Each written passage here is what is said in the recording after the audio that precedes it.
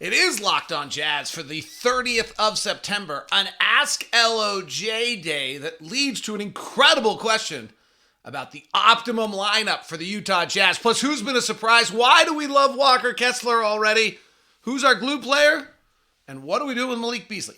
A bunch of questions coming your direction from you on an Ask LOJ Friday. It is Locked On Jazz. Pow.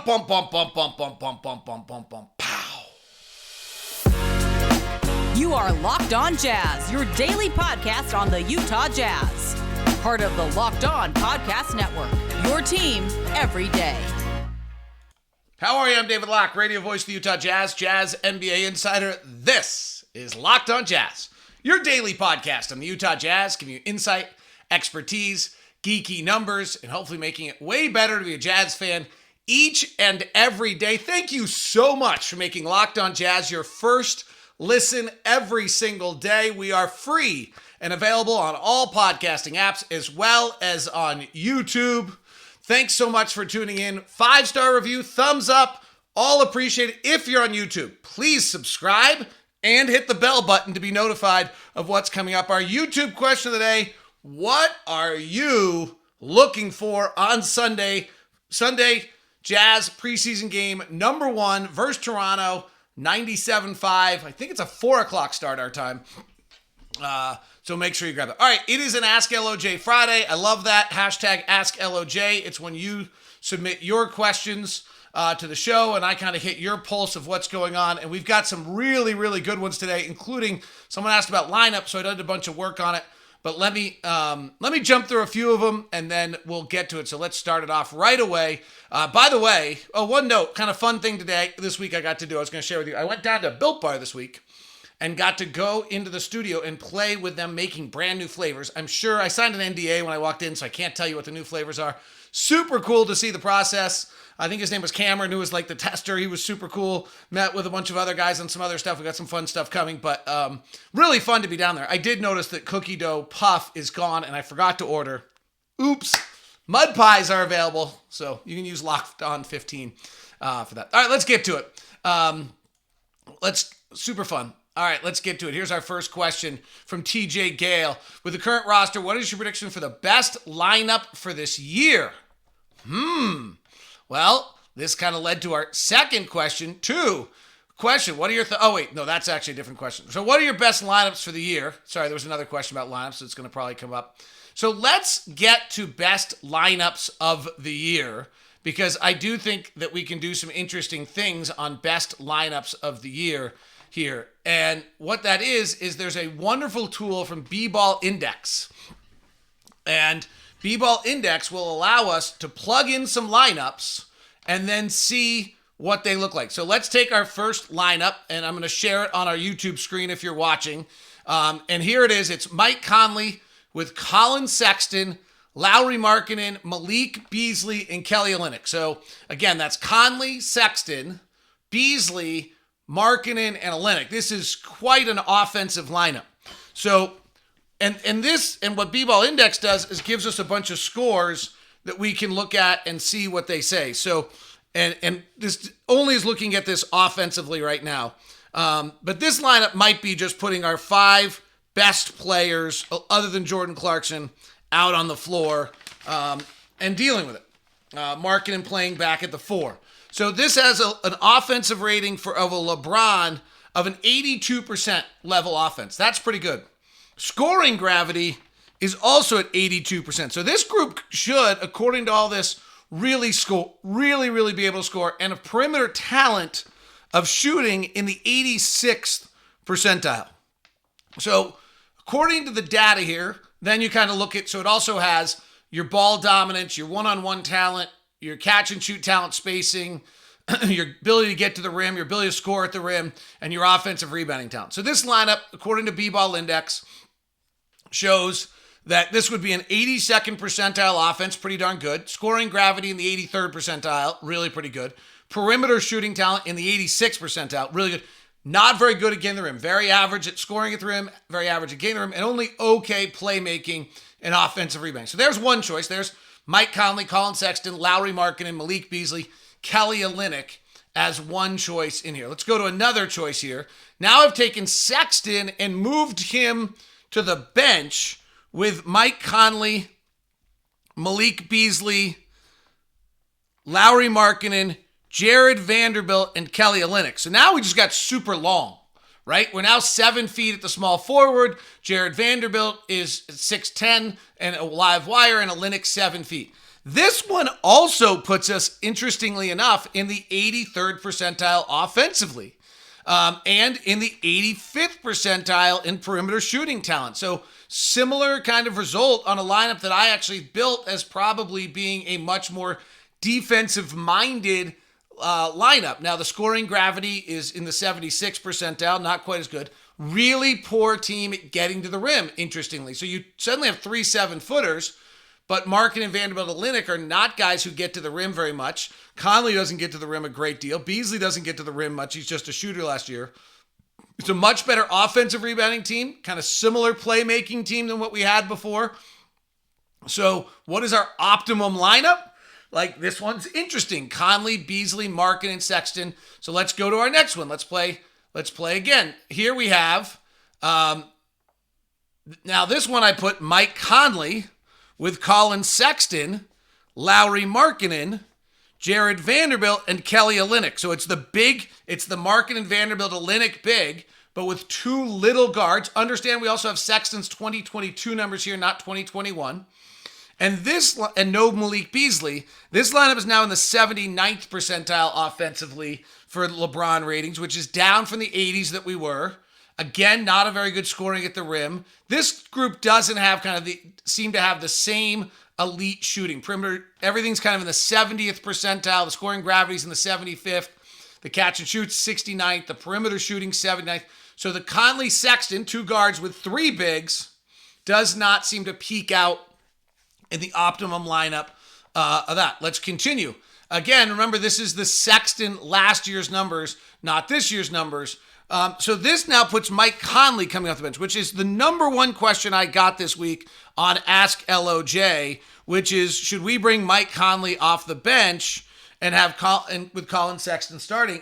And my answer actually might be the exact opposite. Should we have Mike Conley starting and Colin Sexton coming off the bench? And we'll talk about that coming up. But here is this group. Now, this is the least good offensive group yet. So this is Sexton with Beasley, Markkanen, Vanderbilt, and Olynyk.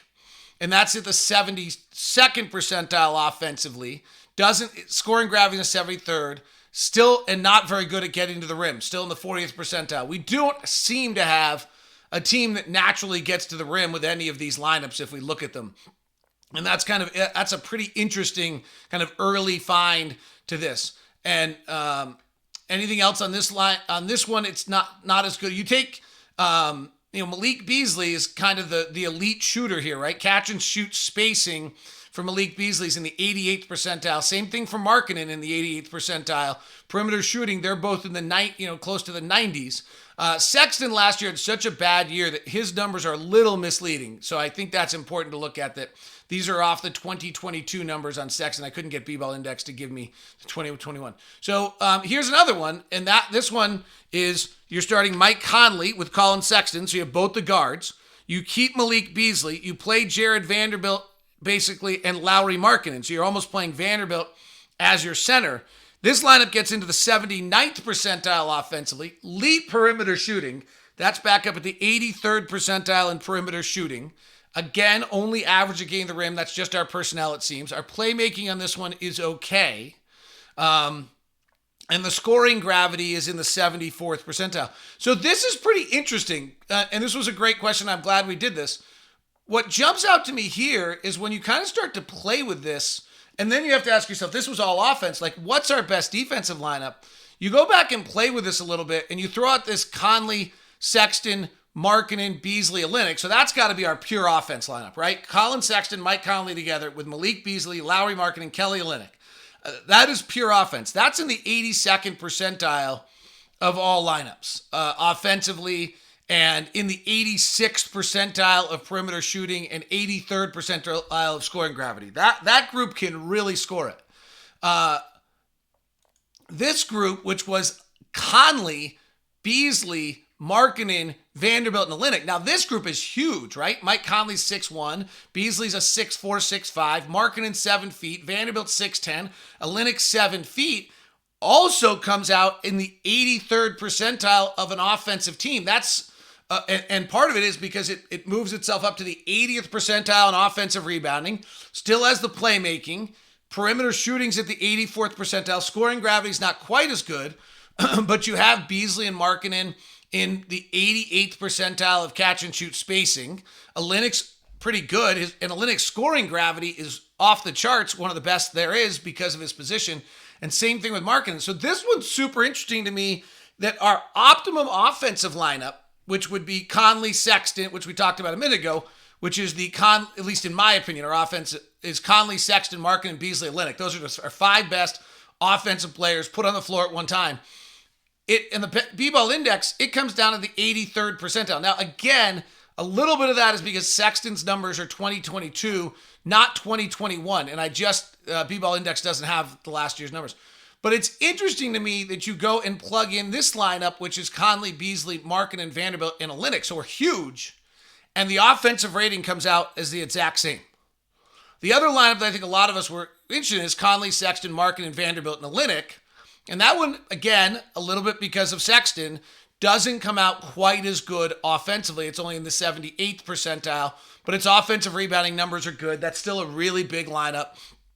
So that one's super interesting. That the takeaway here is that Markkanen and Olynyk are unique enough talents with their scoring gravity and their spacing that you can play them maybe with Jared Vanderbilt and not hurt yourself offensively. That, to me, a really interesting kind of takeaway while playing with that. So that was our opening question. That was a lot of stuff. We're going to start getting flying here, but I thought that was, so thank you so much to TJ, because I thought that was really interesting and eye-opening to what we might see this year. That the idea that actually Markkanen and Olynyk's passing, particularly Olynyk's passing, but their shooting and their scoring gravity opens up the game to let them play with Vanderbilt, who doesn't have that gravity, and we can be massively big. Now, defensively, we're just going to have to be big to cover that up. So, I don't know. You tell me what you think of that on that. Today's show is brought to you.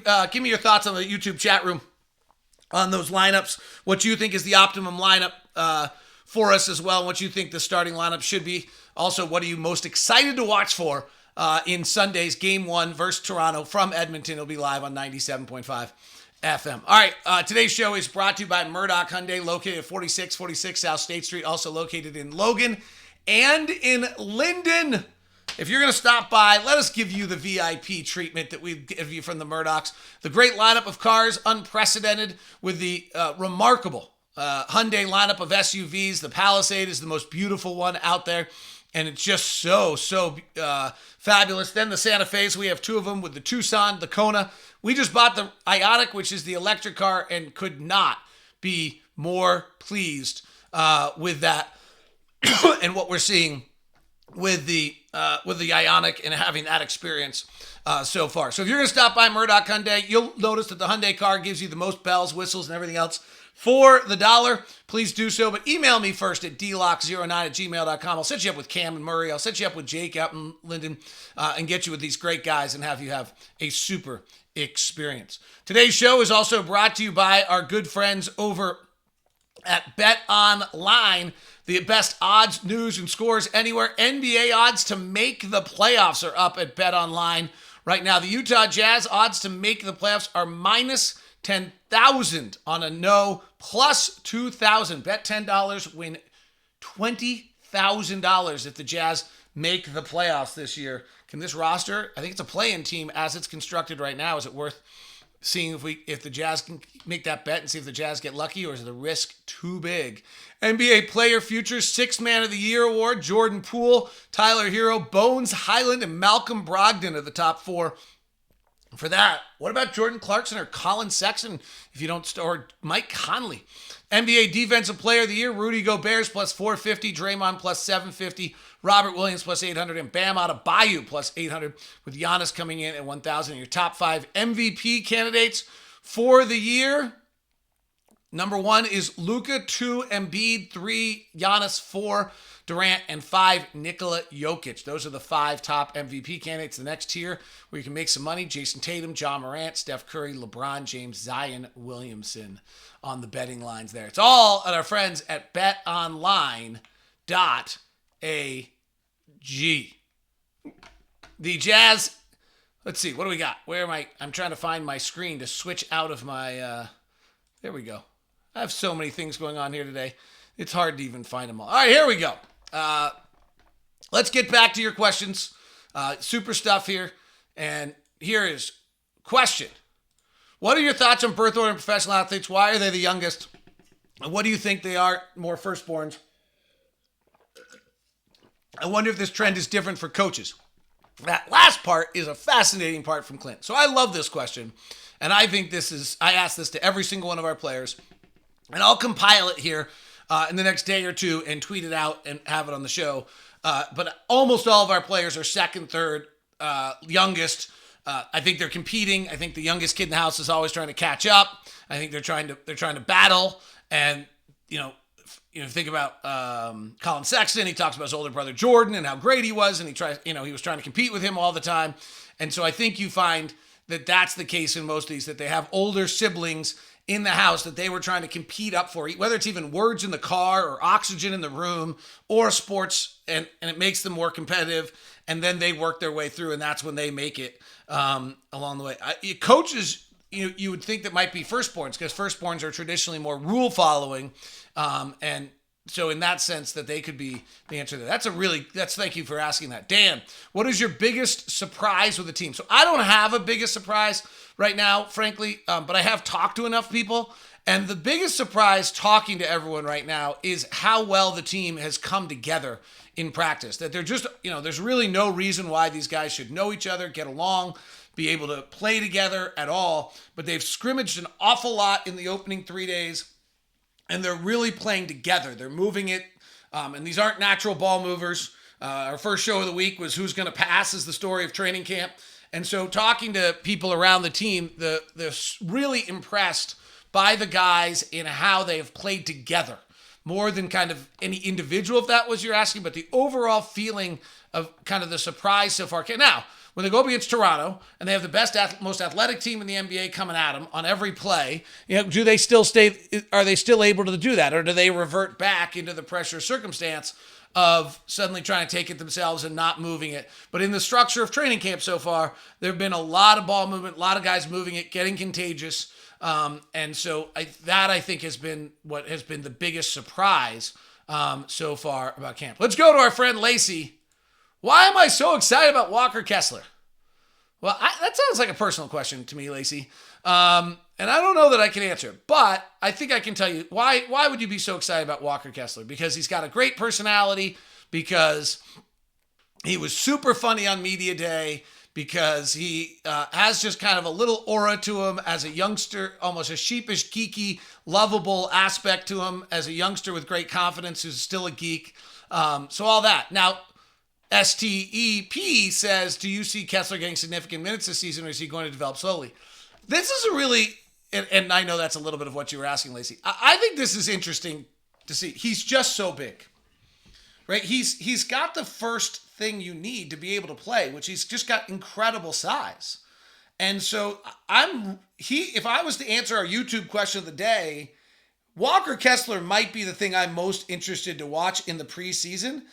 He sat there with Thurl Bailey at in our media session, kind of our get-to-knows, and broke down shot blocking and how you corral a guy and you do this, and I can block with both the right and the left hand, so it allows me to do this. I mean, the thought process was incredible. He talked about how much film study leads to his shot blocking. And so is that something that's translatable to the NBA, or does that just work on collegiate athletes? And now that you're playing the best players in the world, they actually get by you and you miss. I'm super curious to see that. He's just big. He's really, really big. He's a great, great shot blocker. Mike Conley shouted him out the other day in a press session for how well he's been playing. I think he might have a little bit more athleticism around the rim than we would think. That would be the other thing I'm curious to watch about him. Watching some of his Auburn film, Usually a big guy catches a ball and has to coil and then go up. Well, if you do that in the NBA, you're done.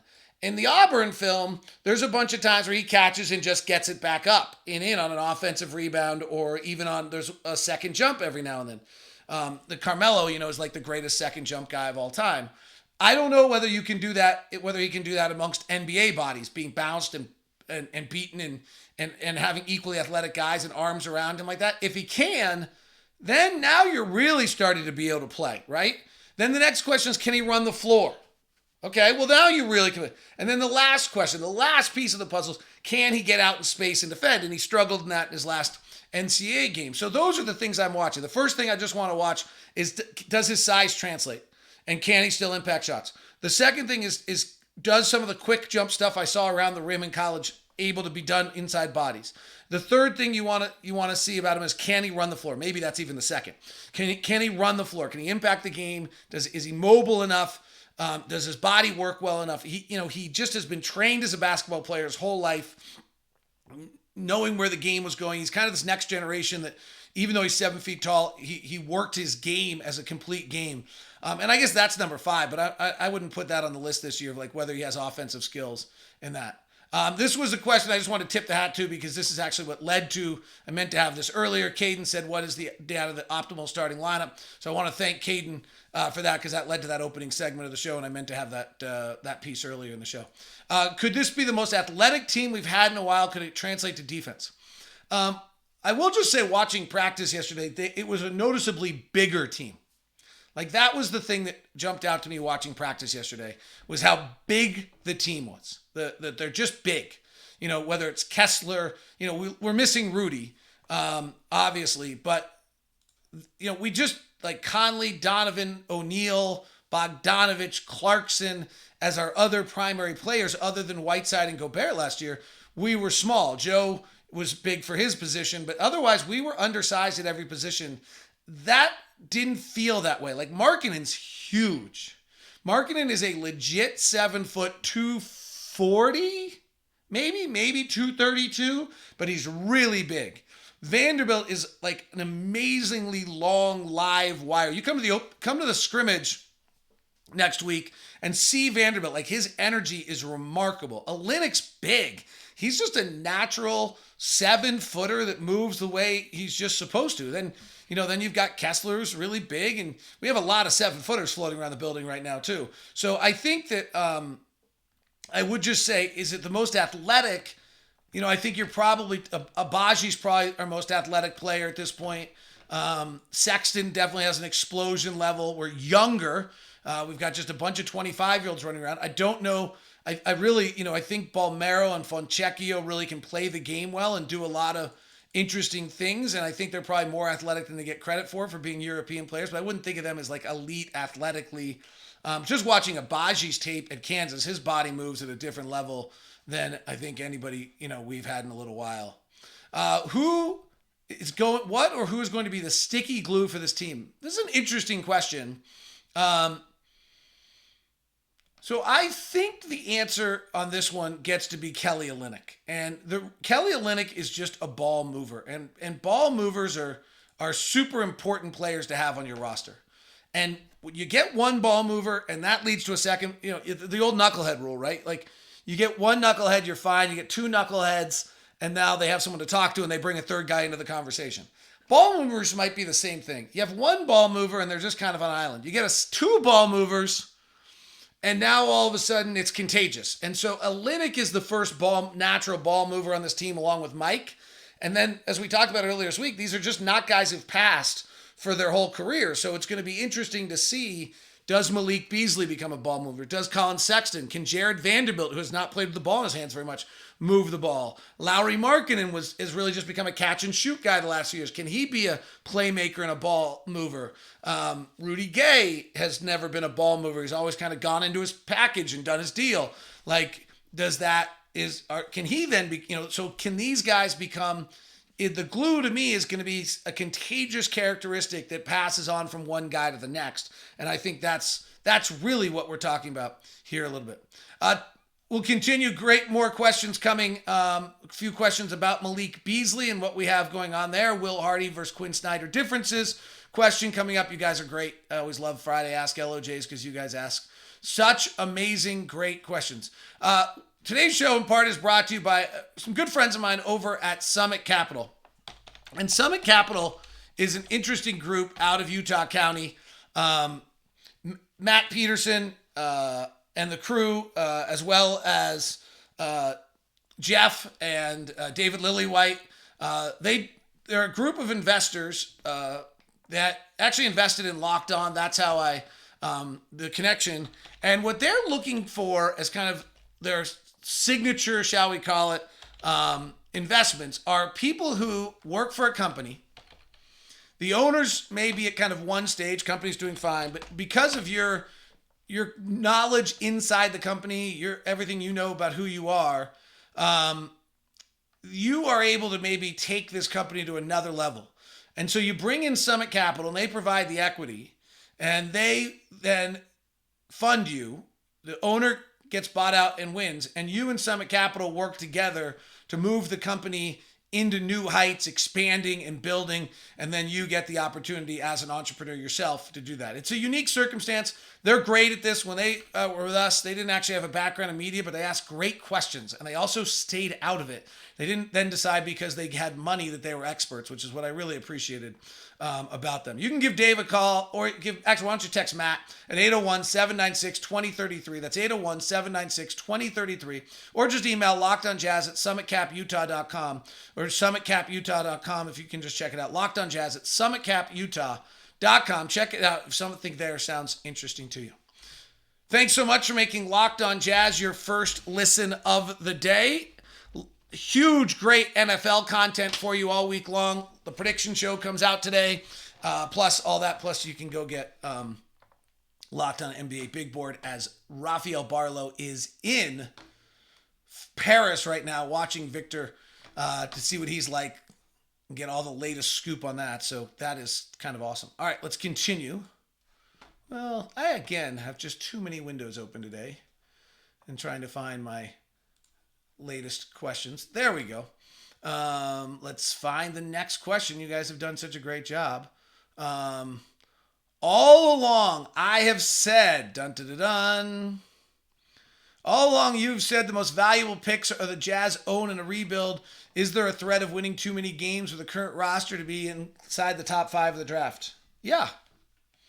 If your goal is only the top 5 of the draft, our roster is better than that right now. There's no question. I think this team competes for a playing game right now as it's constructed. This is like, we don't have a top 100 player, so it's going to have great balance in what we're doing, but we got guys who can play, and we got guys, a coaching staff that's going to work with guys to play, and so it's not as though you're going to, they're like, if you, like, they don't care about top 5 pick. Will Hardy doesn't care, like, Colin Sexton doesn't care, so I think when you're looking at this, you're going to have, this roster as of right now is, I think, going to be able to play and win some games. Is it possible to have an underdipped Oreo cookie, or by the time they get to the NBA level, does everyone get ample opportunity to prove themselves? No, I think that's, I think there's a total chance of having an underdipped Oreo cookie. That's kind of my whole Oreo cookie point. The Oreo cookie itself is beautiful, really nice, fabulous creation by Nabisco. And that is, and it's great. Like, you can't, like, Oreo cookies are outstanding. If you don't do anything to the Oreo cookie, it's still outstanding. That's an NBA player. They're wildly skilled. You dip the Oreo cookie in milk, and if you don't dip it very much, it's still kind of just an Oreo cookie. You dip it too much, and it crumbles and falls apart, and then you got Oreo's sloshy, yucky Oreo cookie at the bottom of your milk cup, and you're like, dang it. Because I don't really want to drink the milk. I just want to dip the Oreo cookie in it. But if you submerge the Oreo cookie in the milk just the perfect amount of time, then it's like decadent. And that's what you're trying to do with an NBA player. You can overdip an Oreo cookie, you can underdip an Oreo cookie, and you can do the same with NBA players. That's the whole concept of that analogy. Of all the players that are currently on the team, how many players will legitimately still be on the team when the Jazz are actually competitive and competing, or is it too soon and possibly none of the players? I mean, possibly none. I think what's interesting about the Jazz right now is where Colin Sexton and Lauri Markkanen fit. And then Walker Kessler and Obagi and Fontecchio and Balmero and all these other guys, Jared Butler, if any of them emerge. But the two big ones are Sexton and Markkanen are 23, 24 years old. So they're and Malik Beasley, they're at a stage where they can be really, really productive players for us as we're moving forward. From G. Jeepers, what differences and similarities should we expect to see in coaching styles from Hardy versus Quinn in terms of tone and leadership as well as on-court play? So honestly, I don't have an answer here, and I really kind of want to let Will Hardy just be Will Hardy. I understand we've had the same coach for 8 years, and for a long time, like we didn't let Quinn Snyder be Quinn Snyder because it was always in the ilk of being Jerry Sloan. And so the sooner we can let Will Hardy just be Will Hardy and not be Will Hardy in the shadow of Quinn Snyder would be better. If we could have done it faster for Quinn Snyder, I think it would have been good. He had at least the Tyrone Corbin bump between the two, but there was is this like Jerry? So I don't have the answer. I think Will seems remarkably comfortable from everyone that everybody's talked about. You can hear it from the players as a young head coach, and then he's gonna have little growing pains and mistakes, and things are gonna happen fast. And I was talking to guys who've coached. Anybody who's ever coached their first NBA game I've talked to that I have access to about what it's like, and whether it's a first summer league game or NBA game, or I remember talking to Jeff Hornacek about it when he took over Phoenix his first year, and he's just you think everything, and then you have 3,000 decisions coming at you at all times, and you can suddenly be drawing up a play in a timeout and realize you don't have that personnel on the floor for that play, and you're like suddenly there's just a lot going on. So I'm sure there's going to be some little bumps in the road here for Will, and we just have to let him have it. I've already answered that question. Would you rather this team is actually bad this year, but we get the number one pick, or the team is better than expected and we make the playoffs, but lose in the first round? Well, I think if I could get the number one pick, I would just take the number one pick, but I don't think that's guaranteed. Why didn't the Laker deal get done? Seemed win-win. Did the brass cut off our nose to spite the Lakers' face?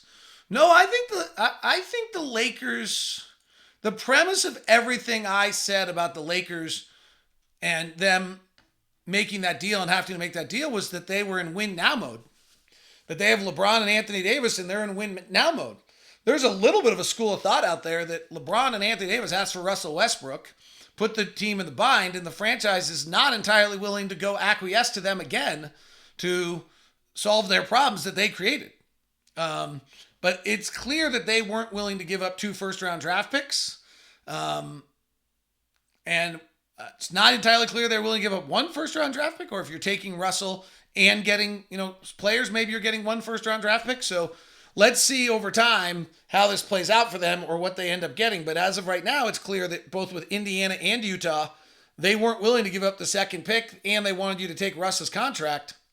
So that's a big ask on their part, and no one took it.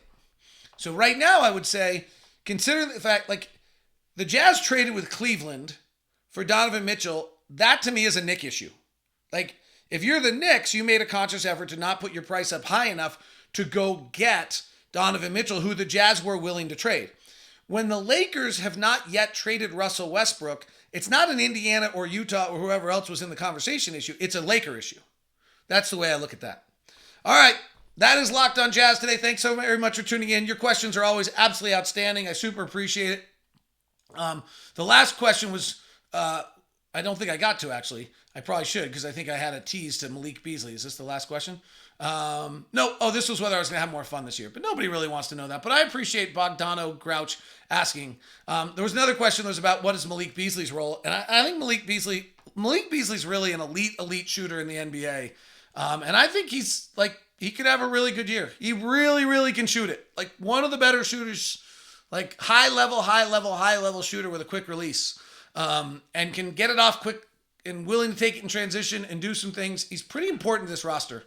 And I think that the optimum lineup conversation today was really interesting about the idea that maybe you don't start Sexton and Conley, and that you let Beasley start instead was an interesting conversation. Thanks, guys. Appreciate it. Have a wonderful day. Make Locked on NBA Big Board your second listen. Get all the great NFL content at Locked on NFL.